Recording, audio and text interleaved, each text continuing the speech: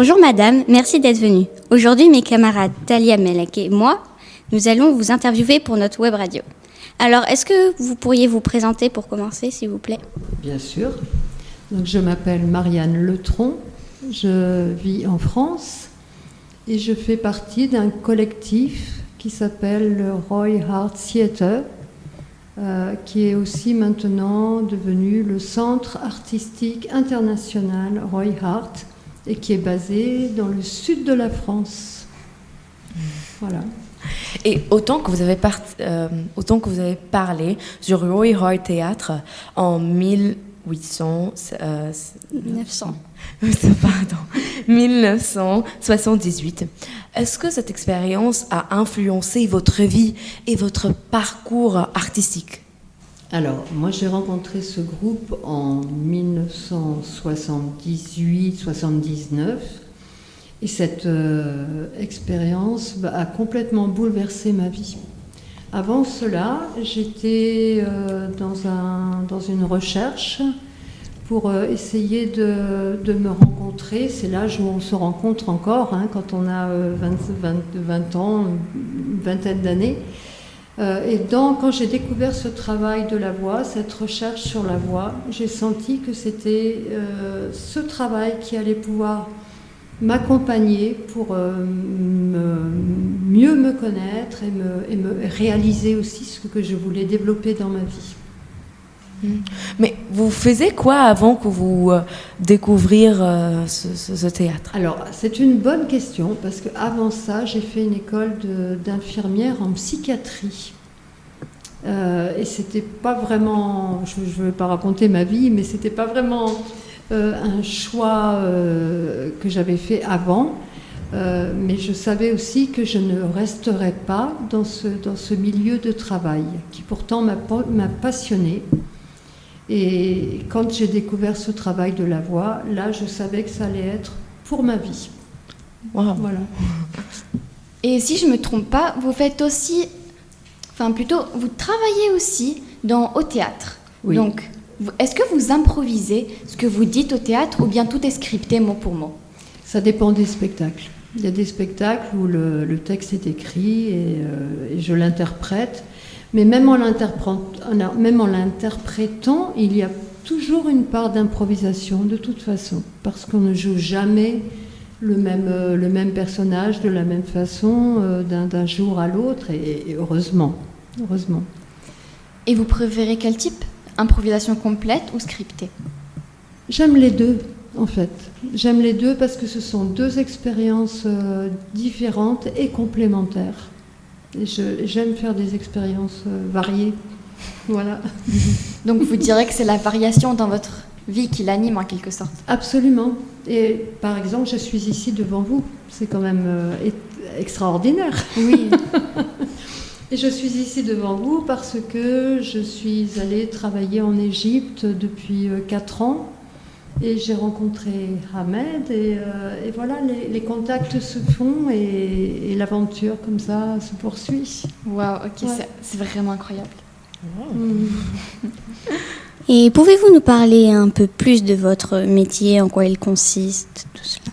Alors, mon métier, il a plusieurs aspects. Soit je peux être en création artistique et une autre part de mon métier, c'est la pédagogie du travail de la voix, sous forme de stage, sous forme de travail, parfois accompagnement d'une création, où je travaille individuellement avec certaines personnes qui travaillent sur des chants, sur des textes, qui ont besoin d'être plus précis dans leur travail vocal.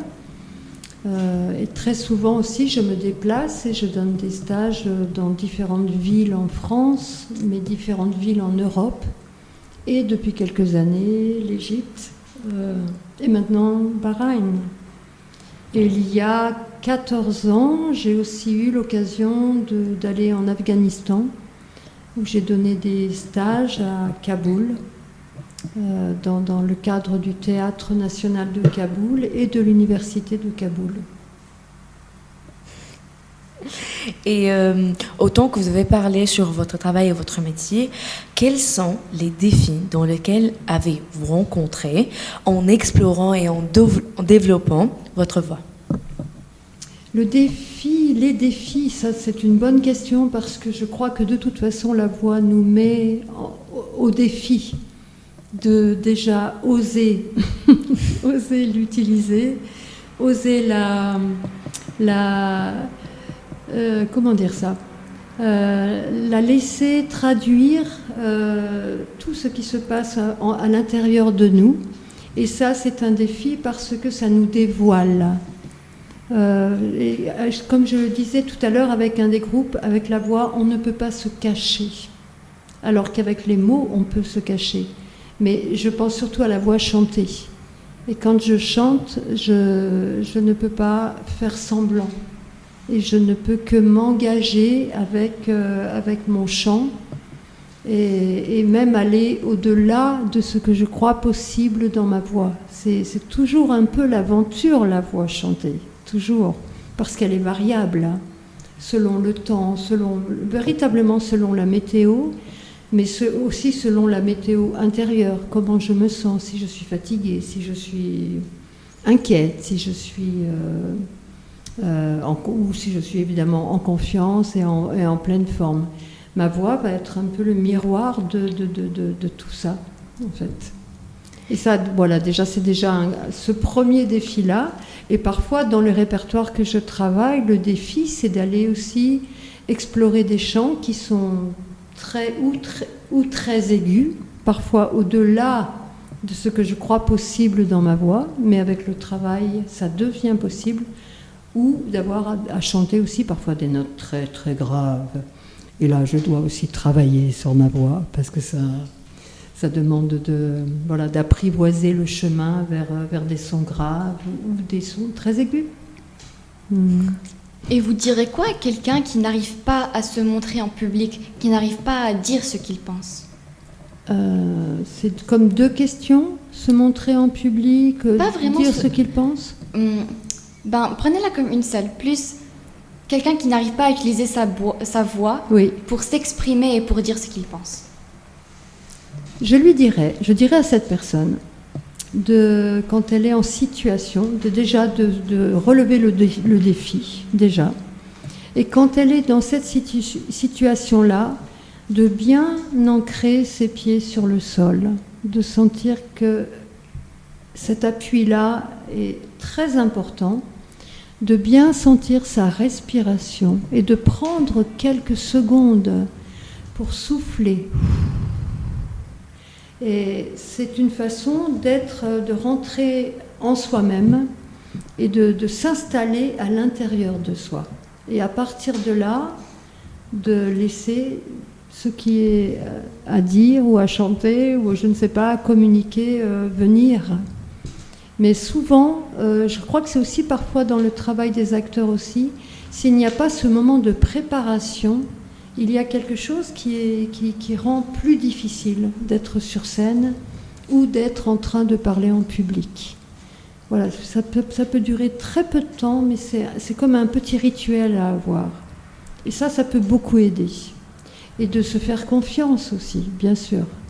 Et de sentir que le regard des autres n'est pas forcément un regard de jugement, mais que c'est un regard qui est disponible et accueillant aussi. Est-ce que vous direz que vous faites de la méditation en votre temps libre? Ça peut m'arriver, mais il y a tellement de façons de faire de la méditation.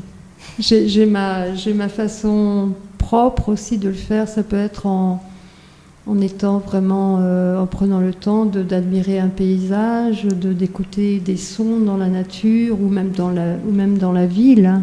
Et pour moi, ce sont des moments de méditation. Ça en fait partie.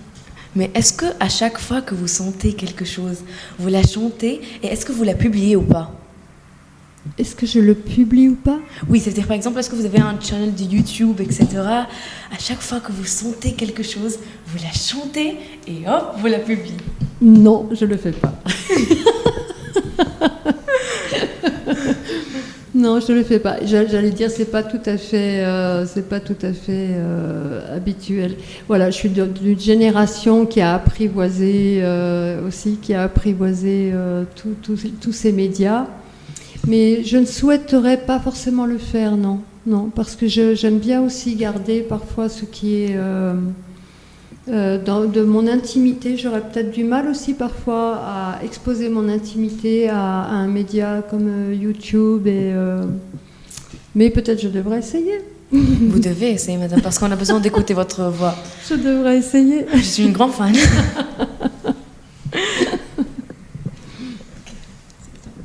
Et pourquoi est-ce que vous aimez vraiment ce que vous faites ? Ah, c'est une jolie question. Pourquoi j'aime ça et pourquoi je continue à le faire depuis 40 ans et avec toujours autant de curiosité et de passion? Parce que le travail que je fais me permet de vivre des rencontres. Et de vivre des rencontres dans différents pays, différentes cultures, mais différents milieux aussi, socio-culturels, professionnels, différents âges de la vie. Et c'est toujours comme une première fois. Je ne peux pas m'y habituer. À chaque fois, c'est nouveau et à chaque fois, pour moi, il y a quelque chose de magique d'avoir cette chance à travers la voix, à travers l'expression, à travers l'engagement dans un partage de répertoire, de pouvoir accompagner des hommes, des femmes, des enfants. Dans ces moments-là, pour moi, c'est un grand cadeau que la vie me fait. Et je ne veux pas que ça s'arrête. Et quel conseil donneriez-vous aux personnes qui souhaitent explorer et développer leur propre voix? Alors, moi, je leur conseillerais de se mettre en recherche de la personne qui peut les accompagner. C'est quelque chose qu'on peut faire tout seul, spontanément, pour le plaisir, bien sûr. Mais je trouve que c'est important aussi d'être accompagné pour intégrer des repères, même des repères aussi techniques. Être sûr que la personne va le faire en sécurité aussi, parce qu'une voix, ça peut s'abîmer, entre guillemets. On peut aussi abîmer sa voix. Et il faut faire attention si ça fait trop forcé, trop longtemps. Il y a des dommages possibles dans les cordes vocales, donc c'est bien d'avoir des repères techniques pour éviter ça, bien sûr. Et une fois que l'accompagnement a commencé à se faire, là, je trouve qu'on peut devenir un peu plus autonome pour explorer soi-même sa voix, en fait. C'est-à-dire, il ne peut pas chanter toute seule? Il doit un professionnel avec lui? Oh si, non, on peut chanter tout seul, oh, si. Mais il faut juste être dans la vigilance de sentir que en chantant, je ne force pas ma voix, parce que parfois on veut imiter des voix qu'on aime tellement, et on voudrait tellement chanter comme ça. Mais ça, je peux bien le comprendre. Mais parfois, ça peut amener justement à ce qu'il y ait trop de mise en force. Et ça peut être dommage. Je trouve que c'est juste une petite prudence à avoir. Mais après, je dis oui absolument à se faire plaisir, à explorer sa voix, à chanter. Et oui, bien sûr. Bien sûr. Absolument. Oui. Wow. J'ai entendu dire que vous faites des workshops aussi. Et ils consistent en quoi? Alors, les workshops, ça consiste à... Donc c'est souvent avec des groupes, bien sûr. Hein. Il y a un programme qui est toujours plus ou moins le même, en sachant que dans un stage, nous commençons toujours par un travail avec le corps, avec le souffle, pour justement chauffer. Voilà, ça chauffe l'espace pour que la voix puisse ensuite s'exprimer. Et ensuite, il y a souvent des moments de jeu collectif aussi, de rythmique, mélodique, mais des jeux d'expression aussi, de théâtralisation. Et dans les stages, il y a aussi un moment qui consiste à écouter chaque voix. Donc ça correspond à du travail qui est individualisé, qui est important parce que chaque voix est unique. Et donc c'est pour la personne elle-même de découvrir sa voix ou d'apprivoiser sa voix ou de développer sa voix selon le stade de travail dans lequel elle est, mais aussi pour les autres personnes d'apprendre à écouter les voix aussi. Et souvent, c'est intéressant parce qu'à la fin d'un travail individuel, comme ça en individuel, il y a une personne qui aura travaillé, parfois plutôt vers les aigus ou plutôt vers les graves, pour donner des exemples un peu plus stéréotypés. Et quand on écoute la voix des personnes qui ont écouté, ça a travaillé dans les voix des autres personnes. Et on entend des sons qui sont devenus plus graves ou plus aigus ou plus... Et ça, c'est ce que j'expliquais là dans les groupes que j'ai eus. C'est une question de résonance osseuse. Ma voix résonne dans mes os, dans tout mon squelette. Et cette résonance s'adresse aux os, à la personne qui est en face de moi, à travers son squelette. Et ça c'est interactif. Vous le sentez sans doute vous-même quand vous allez à un concert ou vous écoutez une chanteuse, un chanteur. Souvent, dans votre propre voix, vous en ressentez les échos, Oui. les échos des vibrations. Et votre propre voix va aussi être perméable à la qualité de la voix que vous avez entendue. Ouais. Voilà, et dans les stages, c'est ça qui se passe. Et parfois, il y a aussi des moments, il y a des stages où on propose un travail sur des chansons, sur des textes. Et parfois, à la fin d'un stage, on propose qu'il y ait une présentation qui soit faite à un petit public. Et c'est toujours un moment très important, plein de défis, mais plein d'émotions aussi. Et vous faites ce workshop où exactement? C'est-à-dire ici à Bahreïn et en France, n'est-ce pas? Oui, absolument. En France, en Europe et comme je le disais aussi, en Égypte, chaque année depuis 4 ans. Donc vous voyagez chaque année? Oui. Waouh! Oui. Vous explorez le monde plusieurs comme ça. fois dans l'année, oui. Waouh! Oui. Ça fait voyager. Et à Bahreïn, je vais donner 2 stages. Il y aura 2 stages qui auront lieu dans les semaines qui viennent. Il y a un stage qui s'adresse à tout le monde, comme on dit, à tout le monde, c'est-à-dire ça ne demande pas d'expérience prérequise. Et il y aura un autre stage qui va s'adresser aux professionnels, donc du monde théâtre et du chant. Et il y a un stage et un week-end qui est programmé aussi pour vous, les plus jeunes de 12 à 18 ans, mais qui était programmé pour demain et après-demain. Donc voilà, il est question, s'il n'a pas lieu parce qu'il n'y a pas assez d'inscriptions, que ce week-end soit reporté un peu plus tard pendant mon séjour à Bahreïn. Bon, merci à vous 3, merci beaucoup. Merci. Et merci au lycée français de m'accueillir.